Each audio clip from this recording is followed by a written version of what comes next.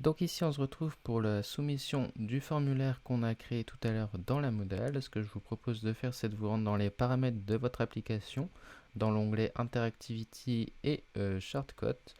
On va pouvoir récupérer l'URL ngrok qu'on a généré dans notre application.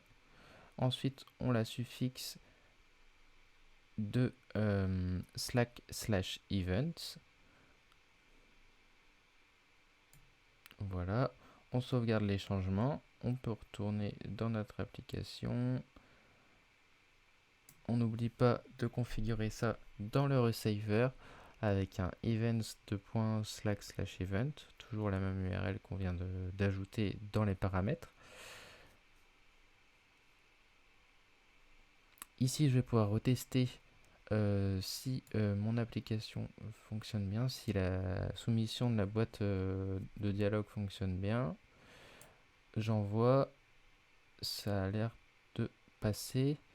Qu'est-ce qu'il nous dit dans la console?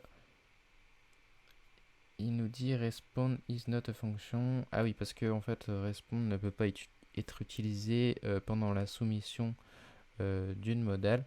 Donc je vais la supprimer. Et à la place, je vais utiliser la méthode toute simple d'envoyer un chat post éphéméral avec le framework Bolt en guise de réponse. Alors, ce que je vais faire, c'est un app.client.chatPost éphéméral. Dedans, je vais pouvoir lui passer des options comme le token, le Sackbot token, le channel que je vais récupérer en dur dans lequel on exécute la commande. Pour l'instant, je le mets en dur.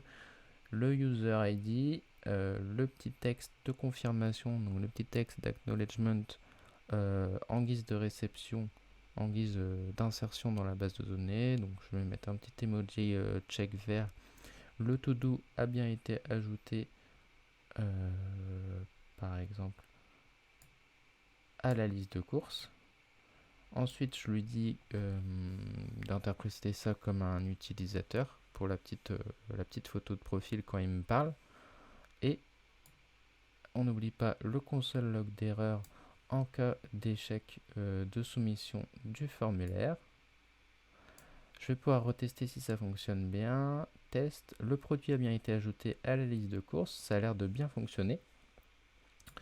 Bon, en tout cas, c'est sûr que ça n'a pas été enregistré en base de données, mais la logique Slack a bien fonctionné.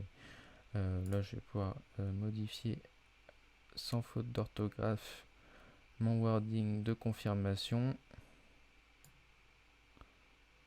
Voilà. Et donc ça n'a pas été ajouté forcément à la base de données puisque l'application n'est pas encore liée à une base de données, mais l'interaction Slack a bien fonctionné. Ce que je vais pouvoir rajouter aussi, c'est de récupérer le channel ID comme je disais tout à l'heure que j'avais mis en dur. Donc pour ça, je vais retourner dans ma création de modèle et je vais lui mettre un champ qui s'appelle private metadata, où là je vais pouvoir lui passer tout un tas de metadata que je veux. Ça pourrait être complètement un objet que je construis moi-même. Là je vais lui passer le channel ID depuis le body. Donc voilà, on n'oublie pas de la rajouter dans le listener, body.channelID. Et donc du coup, dans la soumission de mon formulaire, je crois que c'est plutôt body.channel_id. Et du coup, dans la réponse à la soumission de mon formulaire, je vais pouvoir utiliser les private metadata en passant au paramètre la view.private_metadata.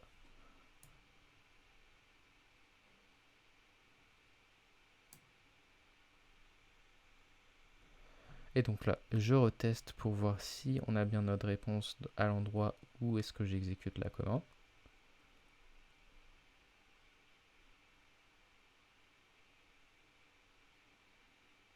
C'est bon, ça fonctionne bien, rien n'a changé, donc c'est ce qu'on voulait.